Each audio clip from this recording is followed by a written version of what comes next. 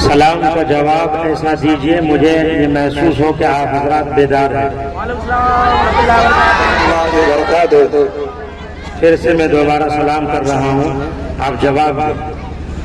آپ اپنی بیداری کا ثبوت پیش کیجئے تاکہ میں بھی اچھی طریقے سے اپنی بیداری کا ثبوت آپ کے سامنے پیش کر سکوں۔ السلام علیکم ورحمۃ اللہ وبرکاتہ۔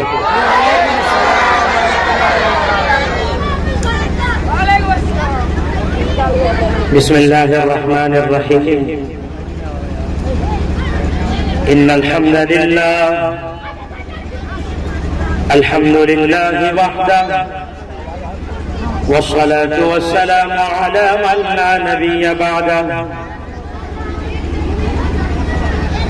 اما بعد فاعوذ باللہ من الشیطان الرجیم، بسم اللہ الرحمن الرحیم۔ قل للمؤمنین یغضضن من ابصارهن ویحفظن فروجهن، صدق اللہ العلی العظیم۔ اللهم صل على سيدنا محمد وعلى آل سيدنا محمد وبارك وسلم، سبحان ربك رب العزة عما يصفون وسلام على المرسلين والحمد لله رب العالمين۔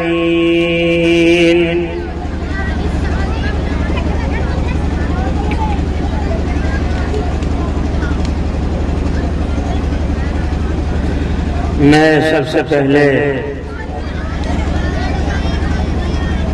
مبارکبادی پیش کرتا ہوں محترم جناب حافظ محمد شاہی صاحب کو کہ جن کی دعوت پر آپ جیسے معزز معتبر سامعین کے مابین درمیان مجھ گنہگار کی حاضری ہوئی ہے۔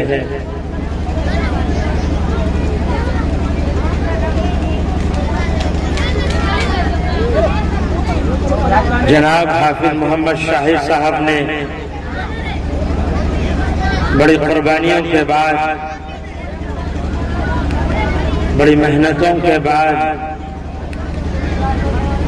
رات دن ایک کر کے انہوں نے آج کا یہ دینی تعلیمی بیداری اصلاحی پروگرام منعقد کیا ہے۔ ماشاءاللہ تقریباً میں 2 گھنٹہ اسٹیج پر بیٹھا رہا۔ حافظ شاہد صاحب نے اپنے مکتب کے اندر، اسلامک کوچنگ سینٹر کے اندر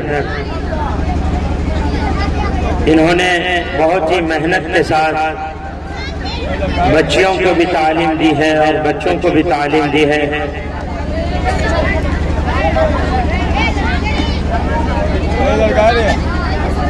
بچوں اور بچیوں کی دینی معلومات سننے کے بعد مجھے یہ اندازہ ہوا کہ حافظ شاہد صاحب نے ان بچوں کے اوپر کافی محنت کی ہے۔ اللہ تبارک و تعالی ان بچوں اور بچیوں کے مستقبل کو تابناک اور روشن بنائے۔ اللہ تبارک و تعالی انہیں دونوں جہان میں کامیاب بنائے۔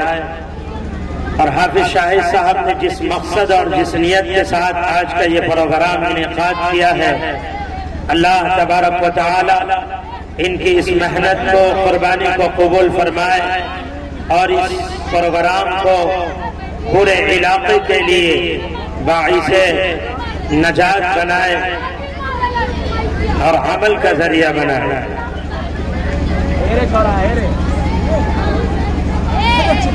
اسٹیج پر تشریف فرما معزز علماء کرام، شعراء انسان، دانشوران قوم و ملت، میرے سامنے دور دور تک جہاں تک میری نگاہ پہنچ رہی ہے بیٹھے ہوئے اور بیٹھی ہوئی میرے واجب الاحترام دینی اور ایمانی بھائیوں، بزرگوں، دوستوں، میری پردہ نشین باغیرت اسلامی ماؤں، بہن، بیٹیوں،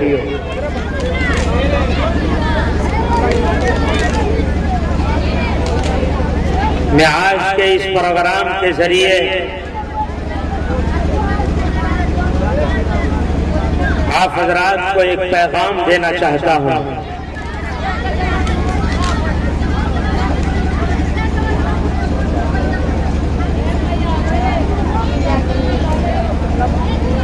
آج کے اس پروگرام میں میری بہن بیٹیوں کا، ماؤں کا ایک بہت بڑا مجمع ہے۔ میں آج کا اپنا یہ پیغام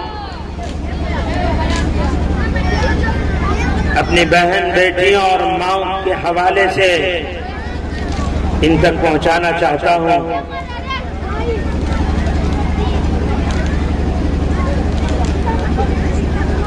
بھائیوں، بزرگوں، نوجوانوں، میری باغیرت اسلامی ماؤں، بہنوں اور بیٹیوں، آپ کو معلوم ہے کہ اس وقت پورے ملک کے اندر ارتداد کا فتنہ بڑی تیزی کے ساتھ بڑھ رہا ہے۔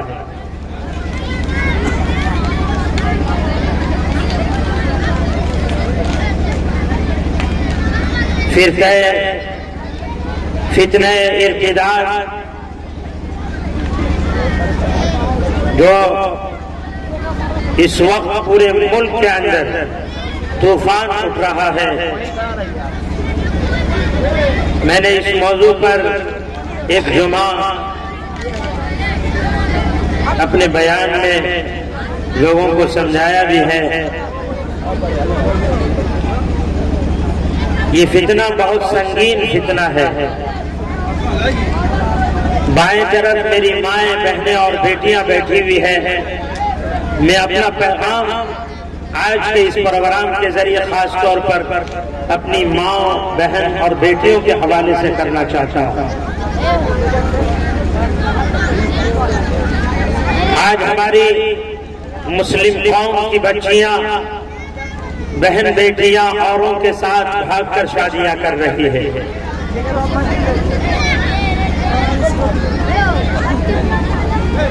میں نے اس موضوع پر جمعہ کے بیان میں ایک واقعہ سنایا تھا۔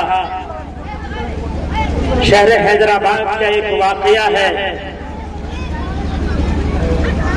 ایک مسلم قوم کی بچی، ایمان والے گھر کی بیٹی، غیر مسلم لڑکے کے ساتھ محبت کا شکار ہو گئی، عشق کا شکار ہو گئی۔ جب گھر کے لوگوں کو معلوم ہوا، پتہ چلا، تو گھر کے لوگوں نے، والدین نے، ماں باپ نے بہت سمجھایا، رشتہ داروں نے سمجھایا، سماج کے ذمہ دار لوگوں نے سمجھایا، علماء پہنچے، انہوں نے بھی سمجھایا، مگر اس بچی کو کسی کی بات سمجھ میں نہیں آیا۔ آج میں جس موضوع پر بیان کر رہا ہوں ایک بہت ہی اہم موضوع ہے۔ ہو سکتا ہے ہمارے کھگڑیا شہر کے اندر بھی اس طرح کے واقعات سامنے آ رہے ہیں۔ اس طرح کے واقعات بڑی تیزی کے ساتھ رونما ہو رہے ہیں، پیش آ رہے ہیں۔ میں نے مناسب سمجھا کہ اس موضوع پر ضرور بات چیت کی جائے۔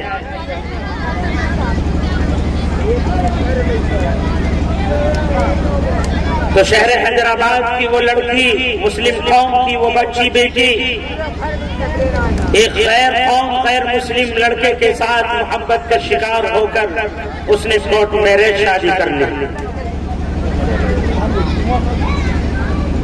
میری قوم کی بہن بیٹیوں، میرے قوم کے غیور نوجوانوں،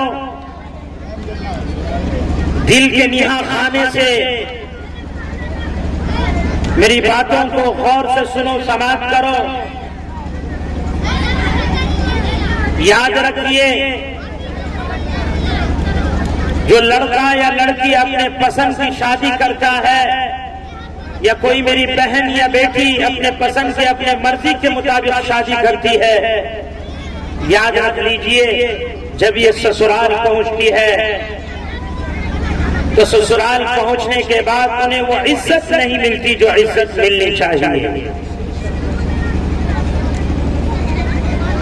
جو ہماری بہن بیٹیاں غیروں کے ساتھ بھاگ کر شادیاں کر رہی ہیں، اوروں کے ساتھ بھاگ کر شادیاں کر رہی ہیں، جو لڑکیاں اس طریقے سے قدم اٹھاتی ہے، یاد رکھیے جب اس طرح کی لڑکیاں سسرال پہنچ جاتی ہے اور سسرال کے اندر 10-20 عورتیں ایک ساتھ جمع ہو کر اپنے گھر میں بیٹھتی ہے اور اس درمیان وہ بچی بھی موجود ہوتی ہے، تو وہ عورتیں اس بچی کو شک کی نگاہ سے دیتی ہے، وہ عورتیں اس بچی کو دوسرے نمبر کا درجہ دیتی ہے۔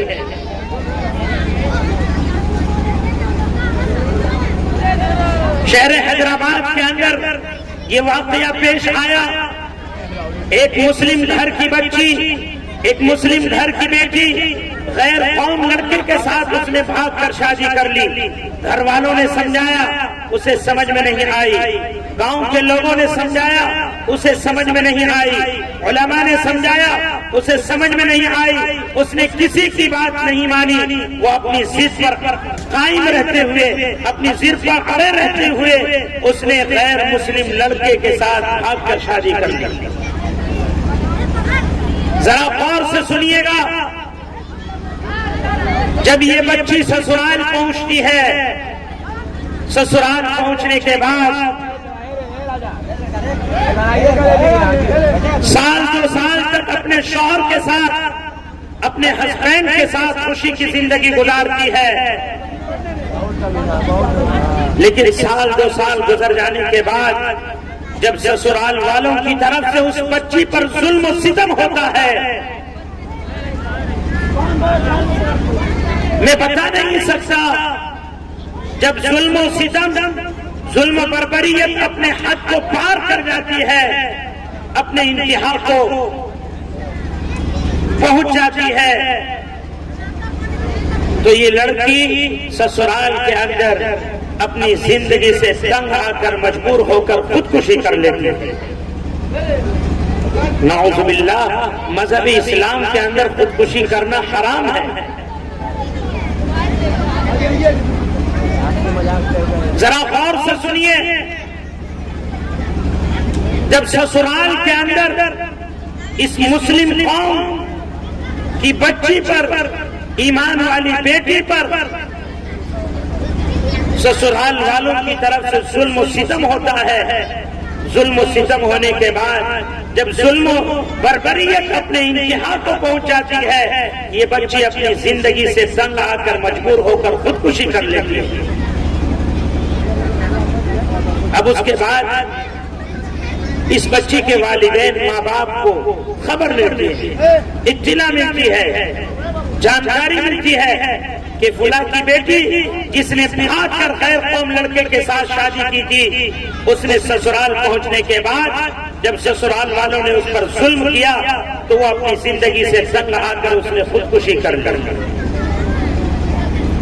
جب لڑکی کے والدین، ماں باپ کو پتہ چلتا ہے تو ماں باپ یہ سوچنے پر مجبور ہو جاتے ہیں کہ اس نے تو کسی کی بات نہیں مانی تھی، یہ اپنی ضد پر قائم رہتے ہوئے اس نے بھاگ کر کوٹ میرے شادی کر لی، اب کرے تو کیا کرے، کیا کیا جائے؟ تو اس بچی کے والدین، ماں باپ کی آخری خواہش ہوتی ہے کہ میری بچی کا آخری وقت ہے، انتم گھڑی ہے، ہم چاہتے ہیں کہ ہم اپنی بچی کو، اپنی بیٹی کو اپنے گھر میں لائیں اور اسے اسلامی طریقے سے غسل دے کر نہلا کر مسجد میں اس کا جنازہ پہنچا کر جنازہ لا کر اس کی جنازے کی نماز ادا کی جائے اور اسے اسلامی طریقے سے دفنایا جائے. یہ لڑکی کے والدین اس بچی کے ماں باپ کی خواہش ہے. اب لڑکی چونکہ ماں باپ کی طرف سے بھی گھر کی ماری ہوئی تھی اور سسرال والوں کی طرف سے بھی ماری ہوئی تھی. اب کرے تو کیا کرے؟ سسرال والے بھی کشمکش میں ہیں اور لڑکی کے ماں باپ بھی کشمکش میں ہیں کہ اب کرے تو کیا کرے، سمجھ میں نہیں آ رہا. چنانچہ لڑکی کے ماں باپ دارالعلوم حیدرآباد دارالفتہ پہنچتے ہیں اور دارالفتہ پہنچنے کے بعد وہاں کے مفتیان عظام مفتیان کرام سے مفتیوں سے یہ مسئلہ پوچھتے ہیں کہ ہماری ایک بچی ہے جس نے اپنی پسند کے مطابق اس نے بھاگ کر ایک غیر قوم لڑکے کے ساتھ شادی کر لی. مفتیان کرام سے لڑکی کے ماں باپ نے والدین نے یہ مسئلہ پوچھا کہ آپ ہمیں مسئلہ بتائیں، فتویٰ دیں. تو دارالعلوم حیدرآباد دارالفتہ کے مفتیان عظام نے لڑکی کے والدین ماں باپ سے پوچھا، ایک سوال کیا کہ اچھا یہ بتائیے کہ آپ کی بچی کے ساتھ کیا واقعہ پیش آیا؟ تو لڑکی کے والدین ماں باپ نے بتایا کہ میری بچی کے ساتھ اس طرح کا واقعہ پیش آیا، لیکن ہم یہ چاہ رہے ہیں کہ اس کی آخری گھڑی ہے اور اس انتم آخری گھڑی میں ہم اسے اپنے گھر لا کر اسے نہلا دھلا کر غسل دے کر مسجد میں اس کو پہنچا کر اس کی جنازے کی نماز ادا کر لے اور اسلامی طریقے سے اس کو دفنا دے. تو دارالعلوم حیدرآباد کے اندر دارالفتہ کے جو مفتیان عظام تھے انہوں نے لڑکی کے والدین ماں باپ سے پوچھا کہ اچھا آپ ہمیں یہ بتائیے کہ لڑکی کا آخری عمل کیا تھا، آپ کی اس بچی کا آخری عمل کیا تھا جو اس نے شادی کے وقت کیا تھا. تو لڑکی کے والدین ماں باپ نے جواب دیا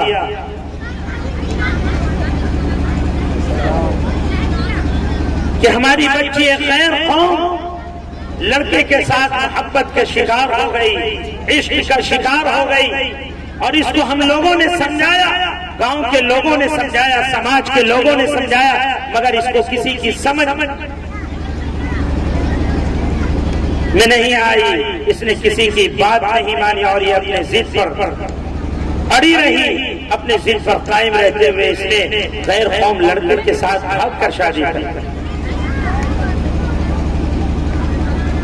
تو دارالفتہ کے مفتیان عظام نے مفتیان کرام نے مفتیوں نے یہ جواب دیا کہ اب یہ تو غیر قوم کی ہو چکی ہے، اس کی شادی ان کے رسم و رواج کے مطابق ہوئی تھی، اب تو یہ ان کی ہو چکی ہے. اب آپ کو اپنی بچی کے اپنے گھر لے جانے کا کوئی حق نہیں، کوئی اختیار نہیں. اب آپ لوگوں کو کوئی اجازت نہیں ہے کہ آپ اپنی بچی کو اپنے گھر لے جائیں. اس کی شادی تو ان کے رسم و رواج کے مطابق ہوئی ہے، لہذا اب یہ تو سسرال والوں کا حق ہے. اب وہ جو چاہے اس بچی کے ساتھ کرے، چاہے اسے جلا کر سنسان گھاٹ میں پھینکے یا گڑا کھود کر اسے دفن کر دے، یہ تو سسرال والوں کا حق ہے. بہت افسوس ہوتا ہے یہ بتاتے ہوئے، وہ بچی جو ایمان والے گھر کے اندر پیدا ہوئی، جس کے ایک کان میں اذان کہی گئی، جس کے ایک کان میں اقامت کہی گئی، میرے مسلمان بھائیوں بہت افسوس ہوتا ہے یہ بتاتے ہوئے کہ آج آپ اپنی بچیوں کو دین کی اتنی تعلیم نہیں دے سکتے، قرآن اور حدیث کی اتنی تعلیم نہیں دے سکتے، اس کے دل میں اللہ اور اس کے رسول کی اتنی محبت نہیں بتا سکتے کہ وہ مضبوطی کے ساتھ پورے دور پر اسلام اور اپنے دین پر قائم رہ کر اسلامی مزاج کے مطابق اتباع سنت کے مطابق اپنی زندگی گزار سکتے. بہت افسوس ہوتا ہے. میری بہن بیٹیاں یہاں بیٹھی ہوئی ہے، میں ان کے حوالے سے آج کے اس پروگرام کے اندر مختصر طور پر مختصر باتیں مگر بہت ہی جامع معنی قیمتی باتیں ان تک پہنچانا چاہتا ہوں. میری قوم کی بہن بیٹیوں، یاد رکھو اللہ نے مجھے اور آپ کو ایمان کی دولت سے نوازا ہے، اسلام کی نعمت سے سرفراز فرمایا ہے۔ سب سے لازوال، سب سے قیمتی سرمایہ، سب سے قیمتی نعمت یہ ہے کہ ہم اپنے دین اور اسلام پر قائم رہ کر اپنے دین اور اسلام کی حفاظت کی، اپنے دین اور اسلام کو حفاظت کرنے کی کوشش کرے، اپنے دین اور اسلام کی کو باقی رہنے کی فکر کرے۔ میری قوم کی بہن بیٹیوں، یاد رکھو جو اس کے تقاضے ہیں اس کو ہم اپنے عملی زندگی میں داخل کریں۔ ایک مومن مسلم خاتون ہونے کی حیثیت سے اس کی یہ ذمہ داری بنتی ہے کہ وہ اپنے دین پر قائم رہے، اپنے دین کی حفاظت کی فکر کرے، کوشش کرے، اور جو دین کے بنیادی تقاضے ہیں اسے اپنی زندگی میں داخل کرنے کی کوشش کرے۔ میری قوم کی بہن بیٹیوں، یاد رکھو آج حالات بہت سنگین ہیں، مصائب کی پجلیاں چھا رہی ہیں، ارتداد کا طوفان اٹھ رہا ہے، ہماری قوم کی بہن بیٹیاں بے حیائی کے راستے پر جا رہی ہے۔ بہت افسوس ہوتا ہے یہ بتاتے ہوئے، وہ بہن بیٹیاں جس کو اس بات کی تعلیم دی گئی تھی کہ وہ حیا کی روشنی میں اپنی زندگی گزارے، جس کو اس بات کی تعلیم دی گئی تھی کہ ہماری بہن بیٹیاں اللہ کے دین پر قائم رہ کر اپنی زندگی گزارنے کی کوشش کرے اور اپنے آنے والی نسلوں کو بھی اللہ کے دین پر قائم رہ کر ان کی بھی زندگی گزارنے کی کوشش کرے۔ لیکن بہت افسوس ہوتا ہے یہ بتاتے ہوئے کہ آج ہماری قوم کی بہن بیٹیاں بے حیائی کے راستے پر جا رہی ہے، اور بے حیائی بھی اس درجے کی کہ ہماری بہن بیٹیاں دین، اسلام اور ایمان کی نعمت سے اپنے آپ کو دور کر رہی، الگ الگ رہی۔ میری قوم کی بہن بیٹیوں، آپ اپنے آپ کو جہنم کے آغوش میں جانے سے بچاؤ اور اپنے آل اولاد کو بھی بچاؤ۔ اللہ کے نبی جناب محمد رسول اللہ صلی اللہ علیہ وسلم نے سب سے زیادہ اہمیت کے ساتھ ایک چیز کی تعلیم دی ہے، وہ حیا کی تعلیم دی ہے۔ میری قوم کی بہن بیٹیوں، میرے اور آپ کے آقا و سردار جناب محمد رسول اللہ صلی اللہ علیہ وسلم کی حدیث ہے، الحیاء شعبۃ من الایمان۔ اللہ کے نبی صلی اللہ علیہ وسلم نے فرمایا، الایمان بضع وسبعون شعبۃ فافضلها قول لا الہ الا اللہ وادناها اماطۃ الاذى والحیاء شعبۃ من الایمان۔ میرے اور آپ کے آقا صلی اللہ علیہ وسلم نے ارشاد فرمایا کہ ایمان کے 70 سے زائد شعبے ہیں، ایمان اپنے اندر 70 سے زائد شعبے رکھتا ہے، 70 سے زائد پارٹ رکھتا ہے، ایمان کے 70 سے زائد شعبے ہیں۔ لیکن میری قوم کی بہن بیٹیوں، ایمان کے ان 70 شعبوں میں سب سے افضل ترین شعبہ اللہ کی وحدانیت کا اقرار کرنا ہے، اللہ کو ایک ماننا ہے، اللہ کو ایک ماننے کا اقرار کرنا ہے کہ ساری طاقت و قوت صرف ایک اللہ کی ہے، کائنات کا سارا نظام صرف ایک اللہ کے قبضے قدرت میں ہے، ہمارا خالق، ہمارا مالک صرف ایک اللہ ہے، اللہ کے علاوہ ہمارا کوئی معبود حقیقی نہیں۔ میرے اور آپ کے آقا صلی اللہ علیہ وسلم نے فرمایا، اس کے بعد ایمان کا ادنا درجہ راستے سے تکلیف دہ چیز کو ہٹا دینا۔ پھر آگے فرمایا، والحیاء شعبۃ من الایمان، حیا ایمان کا ایک شعبہ ہے۔ میری قوم کی بہن بیٹیوں، میں آپ سے مخاطب ہوں، ایک مومن خاتون کے لیے حیا کو اختیار کرنا، پردہ کو اختیار کرنا، تقوی و طہارت کو اپنی زندگی میں لانا اس لیے بھی ضروری ہے کیونکہ میری قوم کی بہن بیٹیوں، اسی حیا اور اسی پردے کے ذریعے ہمارے دین اور ایمان کی حفاظت ہوگی، اسی حیا اور پردے کے ذریعے ہماری زندگیاں خوشگوار ہوگی، اسی حیا اور پردے کے ذریعے اللہ تبارک و تعالی آنے والی نسلوں کی زندگی کو پاکیزہ بنائے، آنے والی نسلوں کی زندگیاں پاکیزہ بنائے۔ میں حیا کے تعلق سے اپنی قوم کی بہن بیٹیوں کے ایک واقعہ سنانا چاہتا ہوں۔ اللہ کے نبی جناب محمد رسول اللہ صلی اللہ علیہ وسلم کے زمانے میں یہ واقعہ پیش آیا کہ ایک صحابیہ خاتون ہے، اس کا جوان بیٹا جنگ میں شہید ہو جاتا ہے۔ ایک صحابیہ خاتون عورت ہے اور اس کا جوان بیٹا جنگ میں شہید ہو جاتا ہے، اللہ کو پیارا ہو جاتا ہے۔ ایک ماں اپنے جوان لخت جگر سے محروم ہو جاتی ہے۔ میری قوم کی بہن بیٹیوں، آپ جانتی ہیں ماں کا دل کتنا نرم و نازک ہوتا ہے، ایک ماں اپنے اولاد سے کتنی محبت کرتی ہے۔ میری قوم کی بہن بیٹیوں، اس چیز کا اندازہ وہی میری بہن اور بیٹیاں لگا سکتی ہے جس کو اللہ نے اولاد کی نعمت سے نوازا۔ ایک ماں اپنے اولاد سے بے پناہ محبت کرتی ہے، بے انتہا محبت کرتی ہے۔ یہاں میری بہت ساری مائیں بیٹھی ہوئی ہیں، اگر کسی ماں کا کوئی جوان بیٹا کسی حادثے کا شکار ہو جائے یا ایکسیڈنٹ کر جائے اور اس ماں کو خبر ملے کہ میرا فلاں بیٹا، میرا جوان بیٹا شہید ہو چکا ہے، اس دنیا سے جا چکا ہے، دوستو بزرگوں، اس وقت اس ماں کے دل پر کیا گزرے گی میں اس کیفیت کا اظہار نہیں کر سکتا، بتا نہیں سکتا۔ صحابیہ خاتون اپنے جوان لخت جگر سے محروم ہو جاتی ہے، ایک عورت اپنے جوان بیٹے سے محروم ہو جاتی ہے۔ اسلام کے اندر ماں کا مقام یوں ہی بڑھا ہوا نہیں ہے، ماں کا مقام اس لیے بڑھا ہوا ہے کہ ایک ماں کو اپنے اولاد سے بے انتہا محبت ہوتی ہے، ایک ماں اپنے اولاد پر بے انتہا جانثار ہوتی ہے۔ ماں کے حوالے سے شاعر صاحب نے اپنا کلام پیش کیا۔ آج ہمارے سماج اور معاشرے کے اندر ہمارے نوجوانوں کا حال یہ ہے کہ ہمارے جوان اپنے والدین، اپنے ماں باپ کو پیر کی جوتیاں سمجھتے ہیں۔ ماں باپ کا والدین کا کیا مقام ہے نوجوانوں جانتے ہو؟ اللہ تبارک و تعالی نے باپ کو جنت کا دروازہ بنایا ہے۔ نوجوانوں غور سے سنو، اللہ تبارک و تعالی نے باپ کو جنت کا دروازہ بنایا اور فرمایا کہ ماں کے قدموں کے نیچے جنت ہے۔ باپ جنت کا دروازہ ہے اور ماں کے قدموں کے نیچے جنت۔ آج نوجوان اولاد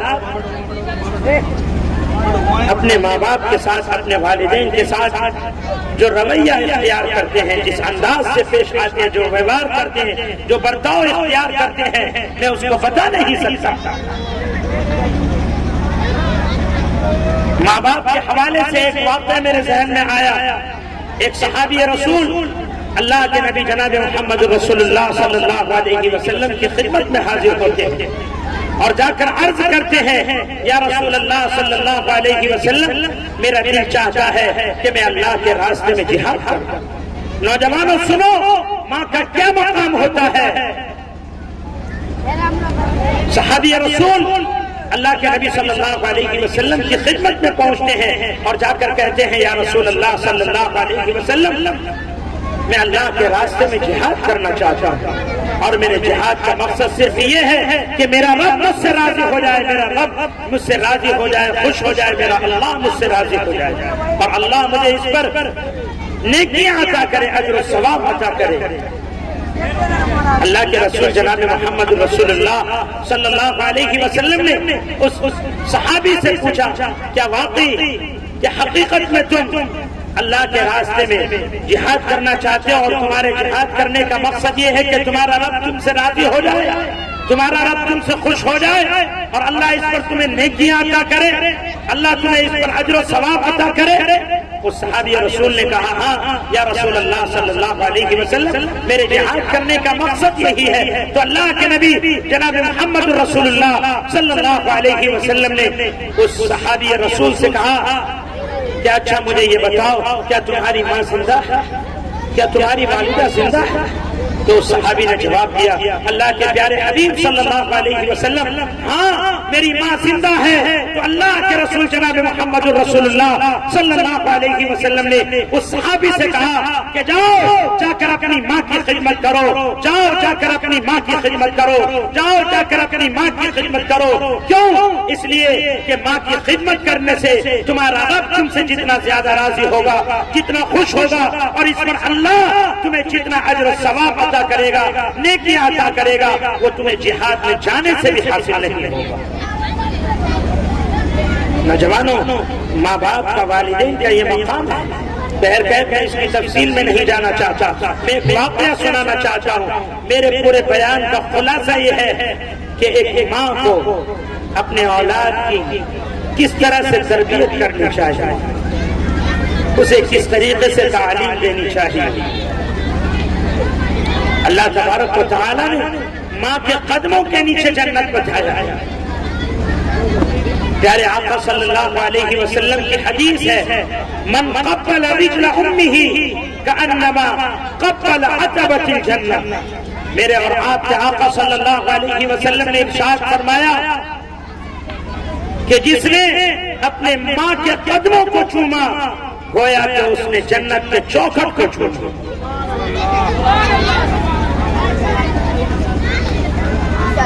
ایک صحابیہ خاتون، اس کا جوان بیٹا، جوان لخت جگر جنگ میں شہید ہو جاتا ہے۔ یہ خاتون اپنے جوان بیٹے سے محروم ہو جاتی ہے، جوان لخت جگر سے محروم ہو جاتی ہے۔ ماں کا مقام کتنا ہے، ماں کا دل کتنا نرم و نازک ہوتا ہے۔ امام شافعی رحمت اللہ علیہ کا نام آپ نے سنا ہوگا۔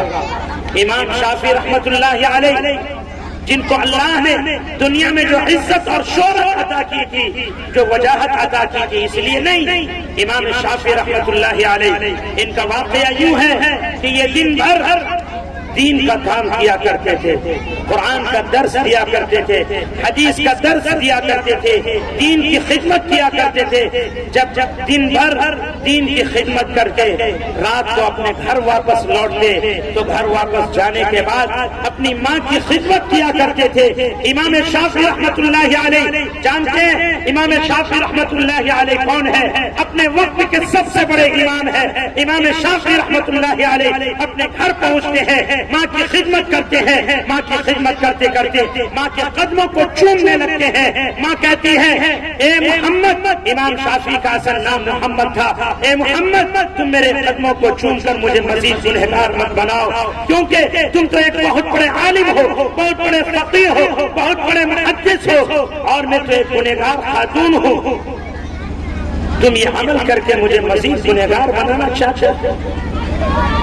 اے محمد تم ایسا کام مت کرو۔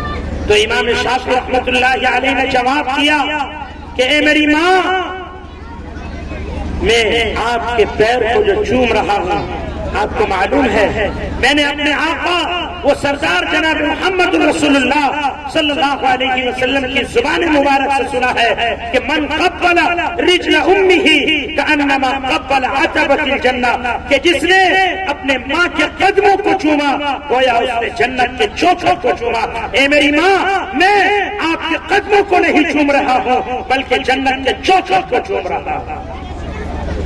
نوجوانوں، ماں کا یہ مقام ہے۔ بہرکیف بات کافی لمبی ہو رہی ہے، میں بات کو مختصر کرتے ہوئے اپنی جگہ لینے کی کوشش کرتا ہوں، چونکہ آپ کو حضرت مولانا مظہر الحق صاحب کا بھی بیان سماعت کرنا ہے، سننا ہے، حضرت کا بھی بیان ہوگا، خطاب ہوگا، اور بہت ہی الحمدللہ بہت ہی اچھا بیان کرتے ہیں۔ اللہ نے بولنے کا ان کو ملکہ عطا کیا ہے، سلیقہ عطا کیا ہے، ان کے بیان سے بھی آپ مستفید ہوں گے۔ میں اپنی بات کو مختصر کرتا ہوں۔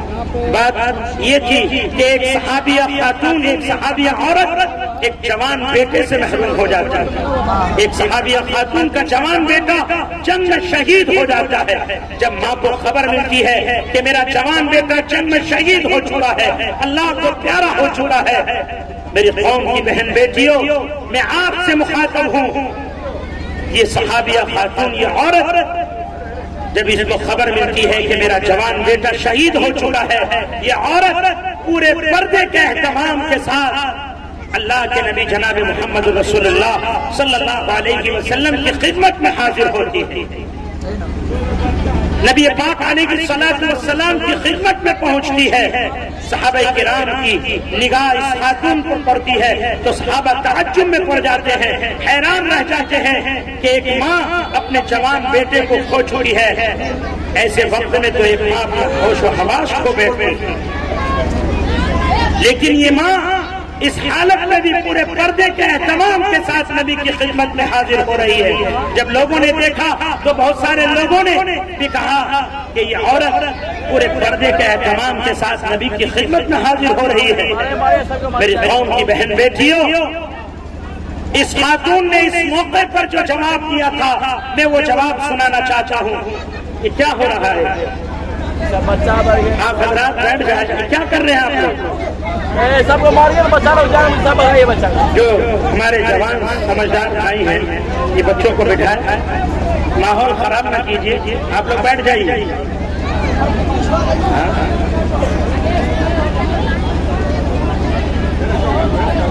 اچھا بیٹھ جائیں، بیٹھ جائیں،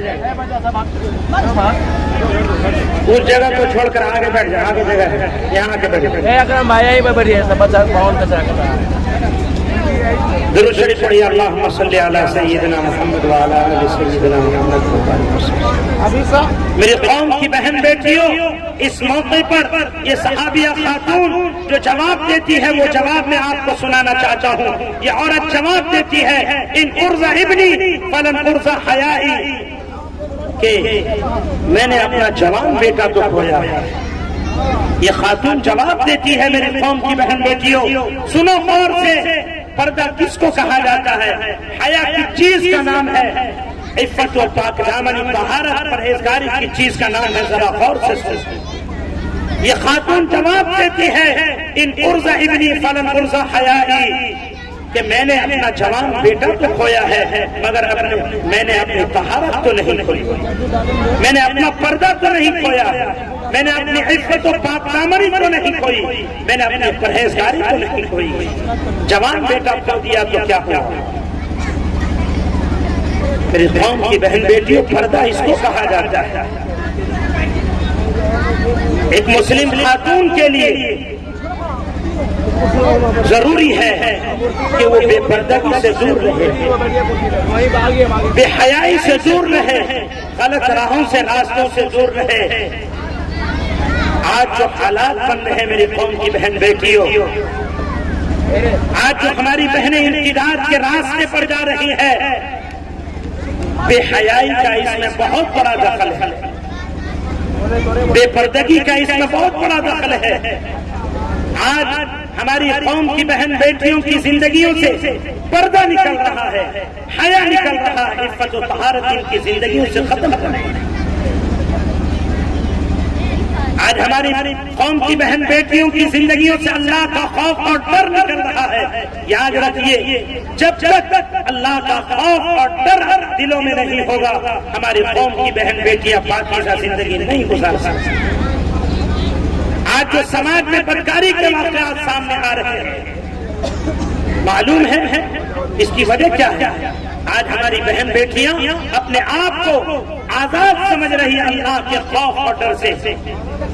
آج ہماری بہنیں بیٹیاں جو ارتداد کے راستے پر جا رہی ہے، غیر قوم لڑکوں کے ساتھ آ کر شادیاں کر رہی ہے، اوروں کے ساتھ آ کر شادیاں کر رہی ہے، اس کی وجہ کیا ہے؟ بے حیائی، بے پردگی انہیں اس دروازے تک، اس راستے تک پہنچا رہی ہے۔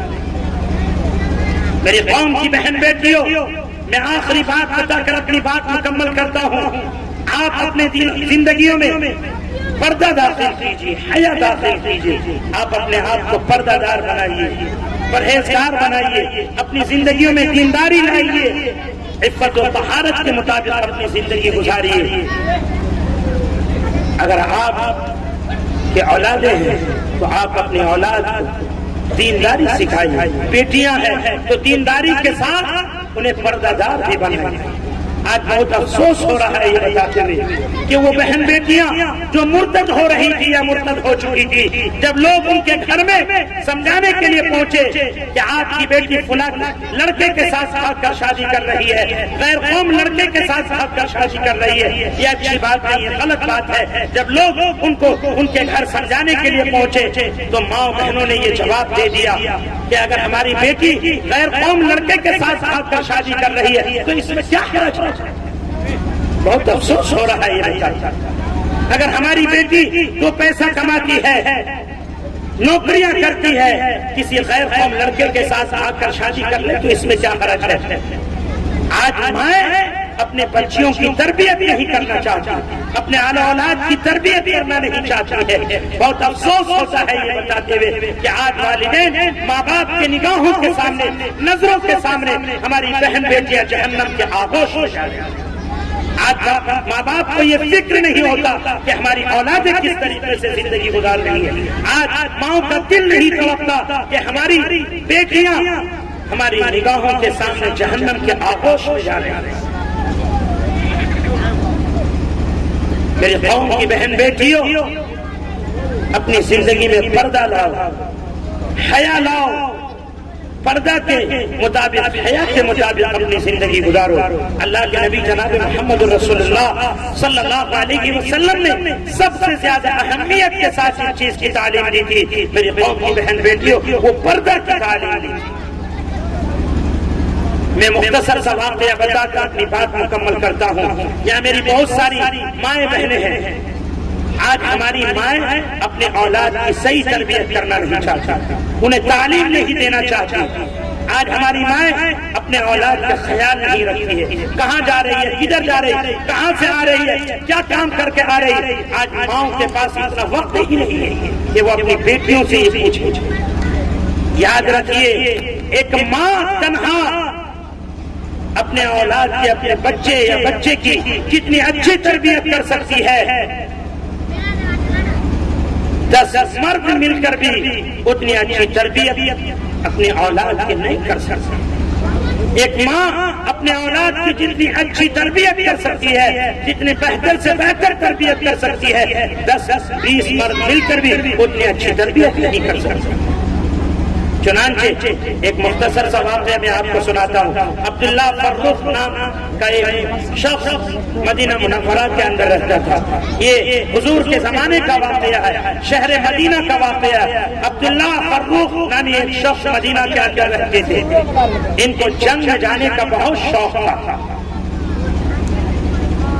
ان کو اللہ کے راستے میں لڑنے کا بہت شوق تھا، شادی سے پہلے بھی اور شادی کے بعد بھی اللہ نے ان کو بہت ہی زیادہ نیک صالح خاتون بیوی عطا کی، بہت ہی نیک خاتون، بہت ہی نیک صالح بیوی اللہ نے ان کو نوازا تھا، عطا کیا تھا۔ شادی کے بعد انہوں نے اپنی بیوی سے اجازت مانگی کہ میں اللہ کے راستے میں جنگ میں جانا چاہتا ہوں، لڑنے کے لیے جانا چاہتا ہوں۔ بیوی بہت نیک صالح تھی، انہوں نے اجازت دی تھی۔ عبداللہ فروخ شادی کے بعد جنگ کے لیے نکل جاتے ہیں اور اپنی بیوی کے پاس 30,000 درہم رکھ کر جاتے ہیں اور یہ کہہ کر جاتے ہیں کہ جب میں جنگ سے واپس لوٹوں گا تو آپ سے یہ 30,000 درہم، آپ سے یہ 30,000 درہم میں واپس لے لوں گا۔ عبداللہ فروخ جنگ کے لیے نکل جاتے ہیں اور یہ کہ بعد دیگر مسلسل لڑتے رہتے ہیں، جنگ کرتے رہتے ہیں۔ 27 سال کا عرصہ گزر جاتا ہے۔ میری ماں غور سے سنو، دیکھو ایک اولاد کی کس طرح تربیت ہوتی ہے، ایک ماں اپنے بچے کی کس طرح تربیت کر سکتی ہے، کتنے بہتر طریقے سے اسے تعلیم دے سکتی ہے۔ دیکھیے عبداللہ فروخ جنگ کے لیے نکل جاتے ہیں، 27 سال تک لڑتے رہتے ہیں، 27 سال کا عرصہ گزر جاتا ہے۔ بیوی گھر میں انتظار میں ہے کہ میرا شوہر عبداللہ فروخ جنگ سے واپس لوٹے گا، آئے گا۔ 27 سال گزر جاتا ہے، عبداللہ فروخ اپنے گھر کو واپس نہیں لوٹے۔ بیوی یوں سمجھتی ہے، ایسا لگتا ہے کہ میرا شوہر عبداللہ فروخ جنگ میں شہید ہو چکا ہے۔ گاؤں والے یہی سمجھتے ہیں کہ عبداللہ فروخ لگتا ہے کہ جنگ میں شہید ہو چکے، اللہ کو پیارے ہو چکے ہیں۔ چنانچہ 27 سال کے بعد عبداللہ فروخ اپنے گھر کو واپس لوٹتے ہیں. جب محلے میں داخل ہوتے ہیں محلے والوں کی نگاہ عبداللہ فروخ پر پڑتی ہے تو محلے والے کہتے ہیں یہ تو اجنبی شخص ہے, کہاں سے آ گیا ہے. لیکن بیوی گھر میں انتظار میں بیٹھی رہتی ہے اپنے شوہر کے, اور جب بیوی کی نگاہ عبداللہ فروخ پر پڑتی ہے تو بیوی گاؤں والوں سے کہتی ہے یہ کوئی اجنبی شخص نہیں بلکہ یہ میرا شوہر ہے جو آج سے 27 سال پہلے جنگ میں چلا گیا. آج 27 سال کے بعد گھر لوٹا ہے. چنانچہ گھر پہنچتا ہے, میاں بیوی میں ملاقات ہوتی ہے. اس کے بعد عبداللہ فروخ جو اپنی بیوی کو 30,000 درہم دے کر گئے تھے, وہ 30,000 درہم اپنی بیوی سے مانگتے ہیں کہ وہ 30,000 درہم جو میں جنگ میں جاتے وقت آپ کو دے کر گیا تھا وہ 30,000 درہم آپ مجھے واپس کیجیے. عبداللہ فروخ کی بیوی اپنے شوہر سے کہتی ہے کہ آپ نماز فجر کے لیے مسجد چلے جائیں, مسجد نبوی, اور فجر کی نماز پڑھ کر کے وہاں سے فارغ ہو کر گھر آئے. آپ کی جو امانت ہے میں آپ کی امانت آپ کے حوالے کر دوں. چنانچہ عبداللہ فروخ مسجد نبوی میں پہنچتے ہیں, نماز فجر ادا کرتے ہیں, نماز فجر پڑھتے ہیں, اور نماز فجر ادا کرنے کے بعد مسجد نبوی کے اندر ایک خوبصورت سا اسٹیج لگایا جاتا ہے, مسرت سجائی جاتی ہے, اور اس مسرت پر, اس اسٹیج پر ایک نوجوان جید عالم دین با صلاحیت عالم دین جلوہ افروز ہوتے ہیں, اس مسرت پر تشریف فرما ہوتے ہیں اور آ کر حدیث کا درس دیتے ہیں. اور ان کے درس میں بڑے بڑے علماء کرام, بڑے بڑے بزرگان دین تشریف فرما ہے, اور ایسے ایسے بزرگ بھی ان کے درس میں شامل ہیں جن کی داڑیاں سفید ہو چکی. عبداللہ فروخ پیچھے سے ان کا درس سن رہے ہیں. یہ ایسا درس دے رہے ہیں, زبان سے جو الفاظ نکل رہے ہیں ایسا لگ رہا ہے کہ جیسے موتی بکھیر رہے ہوں, پھول جھڑ رہے ہوں. عبداللہ فروخ اپنے بچے کا درس سن رہے ہیں اور خوب انہیں مزہ آ رہا ہے, بڑا شاندار درس دے رہے ہیں, سبق دے رہے ہیں. بغل میں بازو میں بیٹھے ہوئے ایک شخص سے پوچھتے ہیں. جب یہ نوجوان عالم دین درس دے کر مسجد نبوی سے باہر نکلنے لگتے ہیں تو بڑے بڑے علماء ان کے ادب و احترام میں کھڑے ہو جاتے ہیں اور ان کی جوتیاں سیدھی کرنے لگتے ہیں. عبداللہ فروخ کے بغل میں ایک شخص بیٹھا ہوا ہے, وہ ان سے پوچھتے ہیں کہ یہ کون ہے. عبداللہ فروخ کو یہی نہیں معلوم کہ یہ درس دینے والا میرا بیٹا ہے, میرا فرزند ہے. ان کو تو معلوم ہی نہیں تھا, چونکہ وہ شادی کے بعد جنگ میں چلے گئے تھے اور ان کی اہلیہ گھر میں امید سے تھی, حالت حمل میں تھی. جب بازو والے شخص سے وہ پوچھتے ہیں کہ یہ کون ہے, بازو والا شخص بتاتا ہے یہ مسجد نبوی کے امام ہے, ان کا نام امام ربیعۃ الرائے ہے. آپ ان کو نہیں جانتے, ان کے والد صاحب آج سے 27 سال پہلے جنگ میں چلے گئے تھے. ان کی بیوی نے یوں سمجھا, گاؤں والوں نے یوں سمجھا کہ وہ جنگ میں شہید ہو چکے ہیں, ابھی تک اپنے گھر کو واپس نہیں لوٹے. دیکھیے عبداللہ فروخ اس شخص کی ساری باتیں سن رہے ہیں, حالانکہ اس نوجوان عالم دین کے وہ والد صاحب ہیں, لیکن ان کو یہی نہیں معلوم کہ یہ درس دینے والا کوئی اور نہیں بلکہ میرا بیٹا ہے.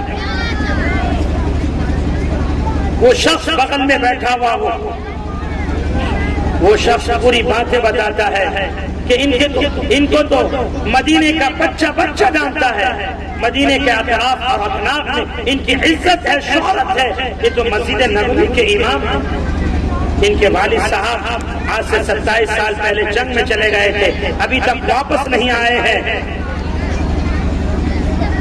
جب عبداللہ فروخ اس شخص کی یہ باتیں سنتے ہیں تو خوشی میں جھوم اٹھتے ہیں اور فوراً اسی وقت اپنے گھر کی طرف محو سفر ہو جاتے ہیں, گھر کی طرف لوٹتے ہیں. اور خوشی ان سے برداشت نہیں ہو پاتی ہے, وہ روتے ہوئے اپنے گھر واپس لوٹتے ہیں. آ کر اپنی بیوی کے سامنے کھڑے ہو جاتے ہیں.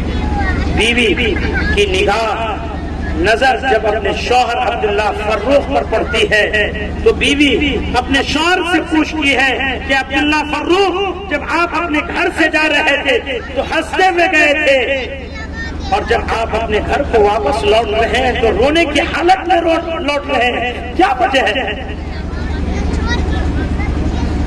تو شوہر یعنی عبداللہ فروخ نے جواب دیا کہ اے میری بیوی، میں نے آپ کے پاس جو 30,000 درہم بطور امانت رکھے تھے، آپ نے اس 30,000 درہم کو ضائع نہیں کیا، برباد نہیں کیا ہے، آپ نے اس 30,000 درہم کو صحیح مصرف میں آپ نے خرچ کیا ہے۔ اگر آپ ہفتے قدیم دولت بھی اس بچے کے پیچھے خرچ کر دیتے، اس سے زیادہ بھی درہم اور دنانیر اس بچے کی تعلیم اور تربیت کے پیچھے خرچ کر دیتے تو اس بچے کی تعلیم اور تربیت کے لیے وہ دولت کم پڑ جاتی۔ میری ماں، ایک ماں اپنے اولاد کی اتنی اچھی تربیت کر سکتی ہے، ایک ماں اپنے بچے کو اتنا بہتر تعلیم دے سکتی ہے۔ یاد رکھیے، سماج کے اندر جو یہ ارتداد کا فتنہ بڑی تیزی کے ساتھ بڑھ رہا ہے، ہماری بہن بیٹیاں غیر قوم لڑکوں کے ساتھ جو بھاگ کر شادیاں کر رہی ہے، یاد رکھ لیجئے یہ ارتداد کا فتنہ تبھی تھم سکتا ہے، تبھی رک سکتا ہے جب ہمارے گھروں میں اچھی تعلیم کے ساتھ ساتھ تربیت کا بھی انتظام ہو۔ جب گھروں میں اچھی تعلیم کا انتظام ہوگا، تربیت کا انتظام ہوگا تو انشاءاللہ العزیز یہ ارتداد کا فتنہ خود بخود تھم جائے گا، ختم ہو جائے گا۔